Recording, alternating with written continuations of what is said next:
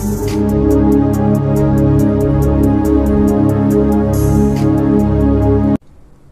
ప్రభువును మన రక్షకుడు అయిన యేసుక్రీస్తు ప్రభు నామమున అందరికీ వందనాలు, దేవునికి స్తోత్రాలు.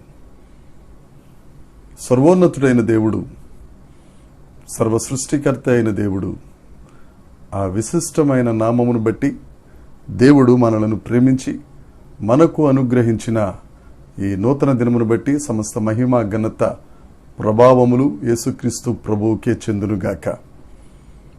ఆ అత్యున్నతుడు ఈ దినములో మనకు అనుగ్రహించిన దేవుని యొక్క వాగ్దానము, కృపావార్త. యెషయా గ్రంథము 41వ అధ్యాయము 19వ వచనం. చెట్లు లేని మెట్టల మీద నేను నదులను పారచేసెదను, లోయల మధ్యను ఓటలను ఉబక చేసెదను, అరణ్యమును నీటి మడుగుగాను ఎండిన నేలను నీటి బుగ్గలుగాను చేసెదను. దేవునికి స్తోత్రం కలుగునుగాక, దేవునికి మహిమ కలుగునుగాక. ప్రభు అయిన యేసుక్రీస్తునందు అత్యంత ప్రియమైన దేవుని బిడ్డలారా, చేసెదను చేసెదను చేసెదను అని ఈ వాగ్దానంలో 3 సార్లు దేవుడు ప్రస్తావించారు. మన దేవుడు ఏదైనా చెయ్యగలిగిన గొప్ప దేవుడు. ఆయన చేస్తాను అని మాట ఇస్తే తప్పక చేసే గొప్ప దేవుడు.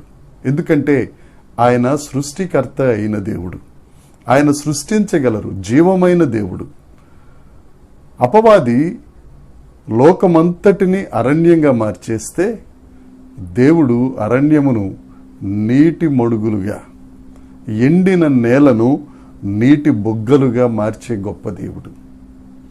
నా ప్రియ సహోదరి, సహోదరుడా, నీవు నీ జీవితాన్ని అపవాదికి అప్పగించుకుని మంచిగా చూసిన నీ బ్రతుకును సాతాను చేతుల్లో పెట్టి ఒకవేళ ఎండిన నేలగా అయిపోయావేమో, అరణ్యంగా మారిపోయావేమో, దేవుడు ఈ నూతన దినములో ఈ ఉదయకాల సమయమందు నీతోనే సూటిగా మాట్లాడుతున్నాడు.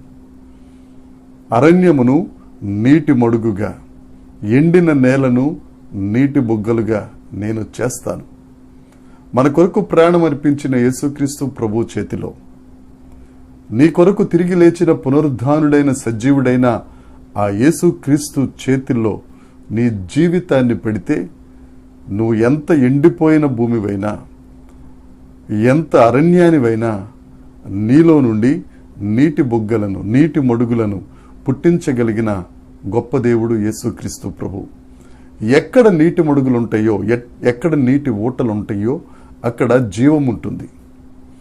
అక్కడ వృక్షాలు బ్రతుకుతాయి, మనుషులు బ్రతుకుతారు, జలచరములు బ్రతుకుతాయి.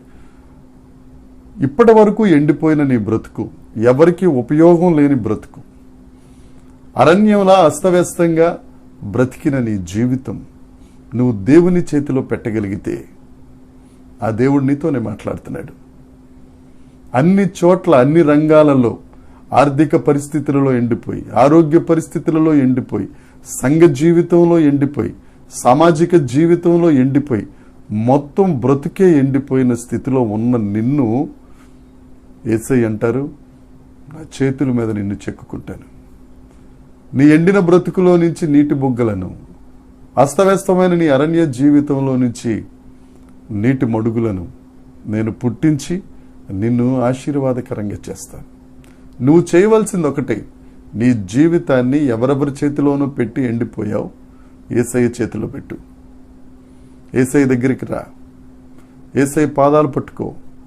యేసయ్య, నన్ను బ్రతికించు ప్రభువా, నాలో నుండి జీవ జల నదులు, నీటి బుగ్గలు ప్రవహించినట్లు చేయి ప్రభువా అని దేవుని దగ్గర ప్రాధేయపడు. నిన్ను ఆశీర్వదించడానికే ఆశగా చూస్తున్న దేవుడు యేసుక్రీస్తు ప్రభు. ఎందుకు ఆయన్ని దాటిపోతావు? నీ బ్రతుకును ఎందుకు పాడు చేసుకుంటావు? ఈ దినాన్న దేవుడు నీతో మాట్లాడుతుండగా ఒక్కసారి ఆలోచించి ఆ ఎండిన జీవితాన్ని, పాడైన జీవితాన్ని బ్రతికించగలిగిన యేసుక్రీస్తు ప్రభు చేతిలో పెట్టు. దేవుడు నిన్ను నీటి మడుగుగా చేయునుగాక, జీవము కలిగిన వానిగా చేయునుగాక. నీ నీటి బుగ్గలు అనేకులకు దాహము తీర్చునుగాక. దేవుడి వాక్యమును మనందరి వినికిడిలో దీవించునుగాక. ప్రార్థన చేసుకుందాం. పరలోకమందున్న మా తండ్రి, పరిశుద్ధుడా, నీకు స్తోత్రం. అరణ్యములను నీటి బుగ్గలుగాను, ఎండిన నేలను నీటి మడుగులుగాను చేయగలిగిన సమర్థుడా, నీకు స్తోత్రం. నిరాకారమైన దానికి ఆకారం ఇచ్చే దేవుడవు నీవే. శూన్యమైన దాని నుండి సమస్తము చేయగలిగిన దేవుడవు నీవే. చీకటిని వెలుగుగా చేయగలిగిన దేవుడవు నీవే.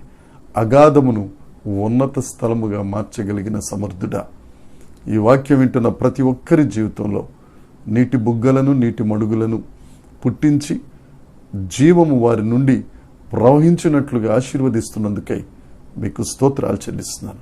సమస్త మహిమ, ఘనత, ప్రభావములు మీరే పొందుకొనమని మా ప్రభువు, మా రక్షకుడు అయిన యేసుక్రీస్తు నామమున ప్రార్థించి అడిగి వేడుకొనుచున్నాము తండ్రి. ఆమెన్. దేవుని కృప మనందరికీ తోడై ఉండునుగాక. Amen, amen, amen.